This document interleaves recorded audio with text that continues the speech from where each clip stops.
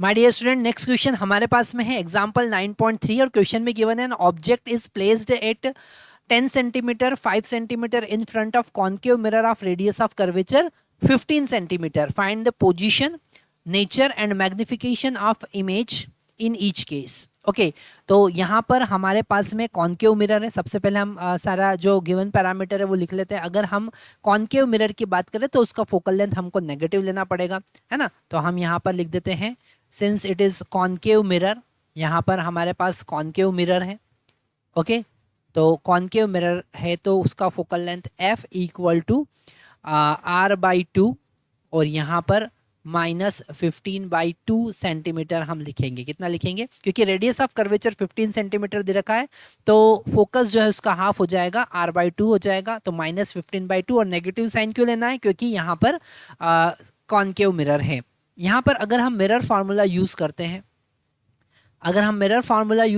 तो mirror formula हम देखें तो मिरर फार्मूला हमारे पास में होता है 1/v plus 1/u is equal to 1/f. v मतलब कि यहाँ पर हमारे पास इमेज का लोकेशन है, u मतलब ऑब्जेक्ट का लोकेशन और f यहाँ पर हमारे पास में फोकल लेंथ है.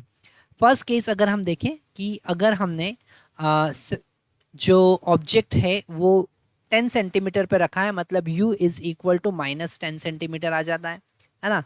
यहाँ पर u को हमको नेगेटिव लेना है. क्यों? क्योंकि जो ऑब्जेक्ट है वो मिरर के लेफ्ट हैंड साइड है ना. तो यहाँ पर u का वैल्यू हमने नेगेटिव 10 सेंटीमीटर रखा. हम फार्मूले में वैल्यू पुट करेंगे 1/v plus 1/u -10 is equal to 1 divided by -15/2. f का वैल्यू हमको नेगेटिव लेना है ना. यहाँ पर 1/v का वैल्यू हम अगर कैलकुलेट करेंगे तो -10 जो है उधर जाके +10 हो जाएगा. तो हम लिखेंगे -2/15 प्लस 1/10. ओके, क्रॉस मल्टीप्लाई करेंगे तो -20 प्लस 15 डिवाइडेड बाई 150 हो जाएगा.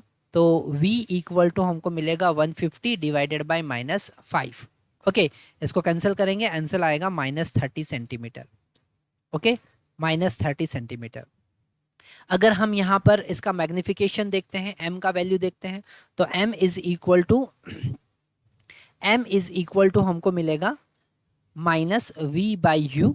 तो minus as it is v का वैल्यू यहाँ पर -30 आया है और u का वैल्यू हमारा -10 था. तो मैग्निफिकेशन जो है वो -m इक्वल टू -3 हमको मिल रहा है. और m इक्वल टू -3 है, नेगेटिव है ना. तो m अगर नेगेटिव होता है तो ये नेचर ऑफ इमेज बताता है कि रियल और इन्वर्टेड इमेज बनेगा. तो यहाँ पर हम लिख सकते हैं सिंस m इज नेगेटिव तो इमेज जो बनेगा वो रियल एंड इन्वर्टेड बनेगा. तो यहाँ पर नेचर पूछा था उन्होंने तो नेचर बता दिया, रियल एंड इन्वर्टेड. और यहाँ पर मैग्निफिकेशन 3 आता है जो हम फाइंड कर चुके हैं. सेकेंड वाला पोर्शन हम देखेंगे, सेकेंड वाला पार्ट इसका देखते हैं जहाँ पर u का वैल्यू -5 सेंटीमीटर गिवन है. फिर हमको u का वैल्यू नेगेटिव ही लेना है क्योंकि u फिर से लेफ्ट हैंड साइड ही है ना. अगर हम यहाँ पर फार्मूले में वैल्यू पुट करते हैं तो -1/v plus 1/-5 is equal to -2/15 हम रखेंगे, है ना. इस माइनस को अगर हम लेफ्ट हैंड साइड लेके राइट हैंड साइड लेके जाएंगे तो ये प्लस हो जाएगा. तो 1/v is equal to -2/15 plus 1/5. यहाँ पर एलसीएम 15 आने वाला है तो 15 ये हो जाएगा -2 + 3, है ना. तो v का वैल्यू हमारे पास 15 सेंटीमीटर आ रहा है. कितना आ रहा है? 15 सेंटीमीटर. तो यहाँ पर लोकेशन हमने फाइंड किया +15 मतलब कि बिहाइंड द मिरर के पीछे की साइड इमेज बनेगा. यहाँ पर 30 सेंटीमीटर मिरर के सामने बन रहा था, यहाँ पर बिहाइंड द मिरर बनेगा. और अगर हम m कैलकुलेट करें तो m is equal to -v/u होता है.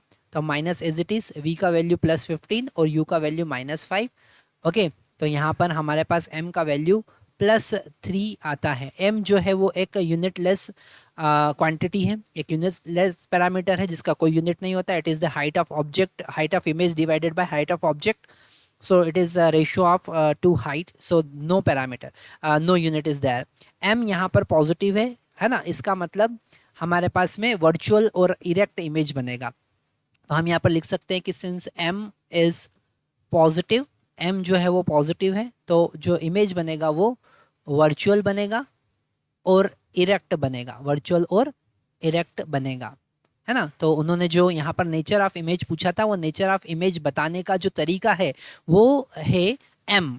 एम अगर पॉजिटिव होता है तो वर्चुअल इमेज बनता है, एम अगर नेगेटिव होता है तो इरेक्ट रियल इमेज यहाँ पर बनता है। रियल इमेज हमेशा इन्वर्टेड होता है, वर्चुअल इमेज हमेशा इरेक्ट होता है।